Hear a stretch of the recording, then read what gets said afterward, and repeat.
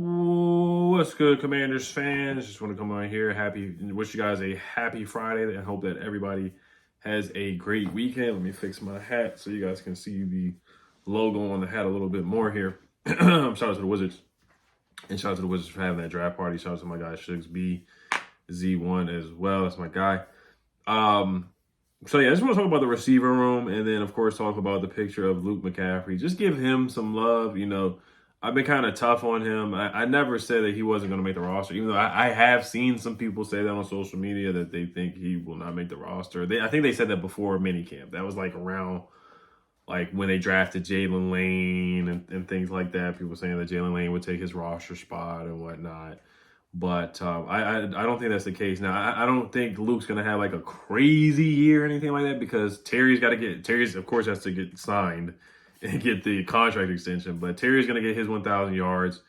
Debo's got to get his targets. It's just we have a lot of mouths to feed now. You got to feed Terry. You got to feed Debo. Noah apparently looks healthy because he was at his camp that he hosted in Mount Olive last week. He was walking around. I think if he had a torn ACL or anything like that, I think Adam Schefter would have announced it. Michael Garofolo or Ian Rappaport or now Jordan Schultz, who's a big-time beat reporter. One of those guys would have announced that he would be out for the foreseeable future. But since he's going to be healthy, those are our top three receivers. No question about it. And I'm going to talk about which 5 or 6 receivers that I think are going to make the roster because I'm doing the position by position thing. Since this is the off season, this is the dry part of the off season right now where nothing's going on. So I'll just do my roster breakdown at the receiver position as well. But I just want to give a shout out to Luke, shout out to Wes Welker too. I think he may have that second year leap. Remember, Luke was a quarterback, then he transitioned to a wide receiver. So he was still learning the position coming in and getting used to it. And then he talked about the speed of the game where he's playing faster now in interviews. So he did say that he was playing outside and in the slot last year. So he was just getting used to, of course, just playing NFL football, transitioning from quarterback to a wide receiver position. It's not the easiest thing in the world. But I think bringing in Wes Welker definitely will help him out. You see him now, of course, working out with his brother. He probably did that every day last year, too, for the last, years they've been brothers. And he does look like he's bulked up. I know we talked about Jaden Daniels bulking up, but it does look like Luke has bulked up. It does look like he's getting more ripped. And it's not like he was like a lean guy before anyway, but it does look like he's starting to get that NFL strength. He's working out with Bijan Robinson as well. We know Bijan Robinson is ripped. We know he's strong as you know what he cooked this last year, almost like every other running back. But it's just good to see him working out, of course, with his brother, working out with Bijan. Can he take that sophomore leap? And can him and Jaden Daniels connect? That's the biggest thing. So Luke, for a little bit, was top 5 in separation per PFF.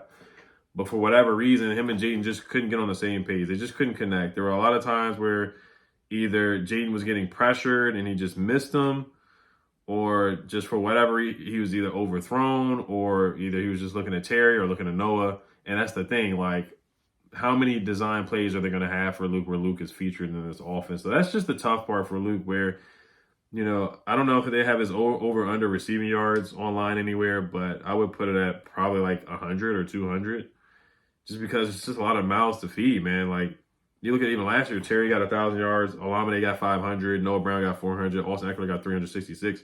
But now it's going to be Terry, Noah, Debo. Austin Eckler is going to get his receiving yards, and then Zach Ertz is like another receiver. Zach Ertz has 654 receiving yards, and he has 7 touchdowns. So, and I said in my last video, our identity is kind of a running team, and you can debate that if you want. If you don't think that's our identity, at the end of the day, our identity last year was really, and I think in the first half of the year, it was more of a running team, just quick pass to get the ball out and run the ball with B-Rob when B-Rob was playing well. But in the second half, the identity really was Jaden Daniels, and he was leading the team in rushing and all that stuff.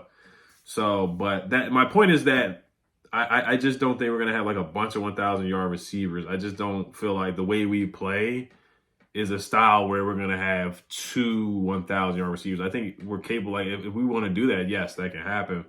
But I just think that the style of play that we play, we're going to have Terry get 1,000 yards. Zach Ertz will get about 600, 700, and then Debo maybe get like 600, 700 yards, something. Noah Brown fall in line with like 600 receiving yards, something like that.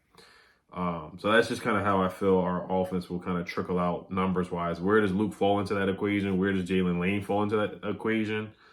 The team, Michael Gallup, if he makes the roster, where does he fall into that equation?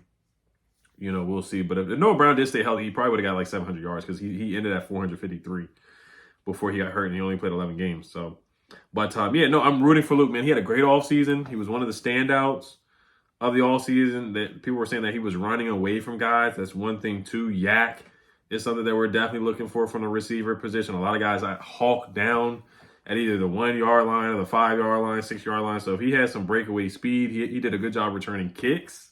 So he was impactful in certain ways, even though he was getting leapfrogged by Alameda and Jamison Crowder when Noah Brown went down. Those guys got more opportunities. Those guys got more snaps. De'Ami Brown got more snaps than Luke McCaffrey at the receiver position. So he's definitely a guy that I'm really, really keeping an eye on.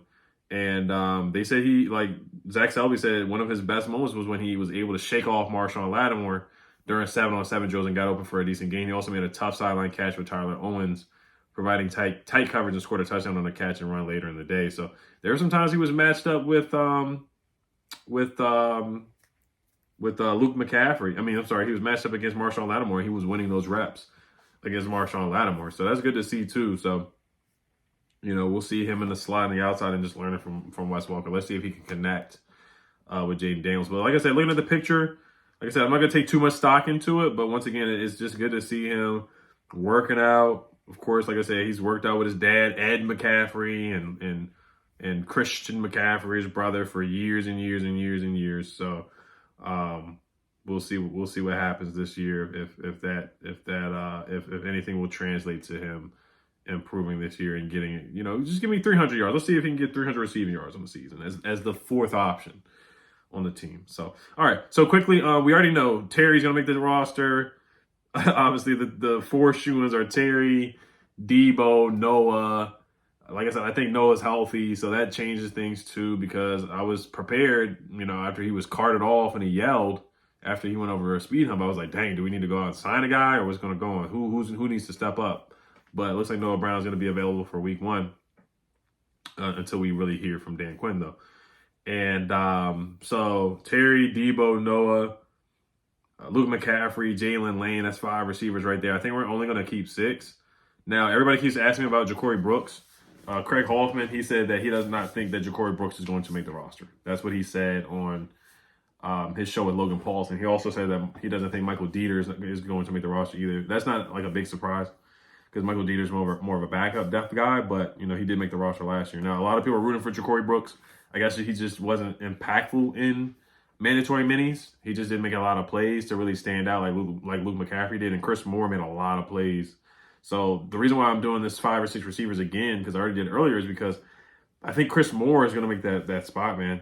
I really do. Michael Gallup has a hamstring injury. Now, he may be healthy for training camp day 1, July 22nd, but from what I've heard, and then KJ Osborne is like, KJ Osborne has done stuff in the league, though. He had 2 or 3 good years with the Vikings where he had like 400 receiving yards and 500 receiving yards and a couple of touchdowns. So it's not like KJ Osborne is not capable. Michael Stracken, I do like him too. He's like 6'5". Jacoby Jones, I like him too, but they'll probably be on the practice squad. But I think Chris Moore's going to make it, man. Now, the thing is that, Craig Hoffman was saying Chris Moore was playing more with the 2s and the 3s. But he said every time he was out there, it was like a cheat code. Like him and Marcus Mariota were just cooking him every play, every rep. Like Chris Moore was just getting huge separation, breaking guys off, double routes, making guys go one way and he went the other way and caught a touchdown from Marcus Mariota. Like it was that bad or that good that he was creating separation. And I think he caught a couple passes from Jaden Daniels as well. So, and Chris Moore, he's another guy, just like KJ Osborne put up numbers in the league, like not crazy numbers, but like 400 receiving yards, 500 receiving yards. We have guys who have never touched, like De'Ami Brown has never gotten 400 receiving yards in his career. I don't think he's ever gotten 300 receiving yards in his career. So that's the point. He just got paid by the Jaguars because of a couple playoff games from catching passes from Jaden Daniels. So Chris Moore, and Chris Moore had a game where he had 10 catches against the Cowboys when he was on the Texans. So I want to point that out too. So my 6 is Terry, Noah, Debo, Luke, Jalen Lane, and Chris Moore. So those are my 6 receivers right now, and I think Chris Moore really does crack the code, and he makes that last roster spot. I think it's really between Chris Moore, Gallup, even though I just don't think Gallup's going to make the roster. Gallup and KJ Osborne. They're not keeping 7 guys. They're just not doing that. And when I thought they were going to keep Martavis Bryant last year, another former Cowboy, they ended up releasing him. And I think that the same thing may happen to Michael Gallup, another guy who was out of the league. Even though Michael Gallup has been out of the league like Martavis Bryant, the different circumstances with the reefer and stuff like that. So that's just my thoughts on that, man. And like I said, I just wanted to shout out Luke McCaffrey.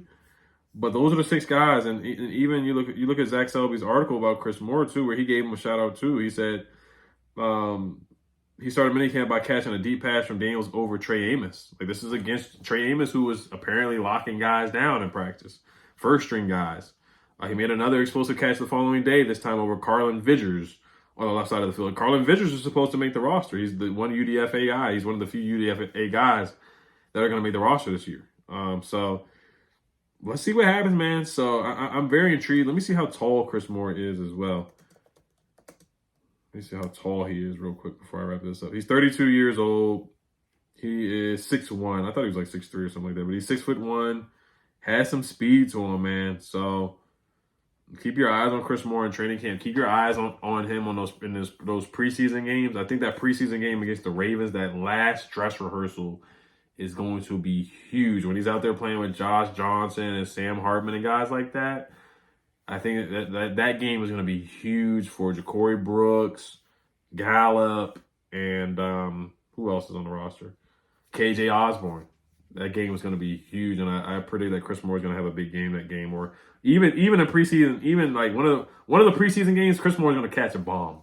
He's going to catch a bomb. I'm calling that. He's going to catch like a 40-yard pass or something like that, or maybe how De'Ami caught that pass last year from Jaden.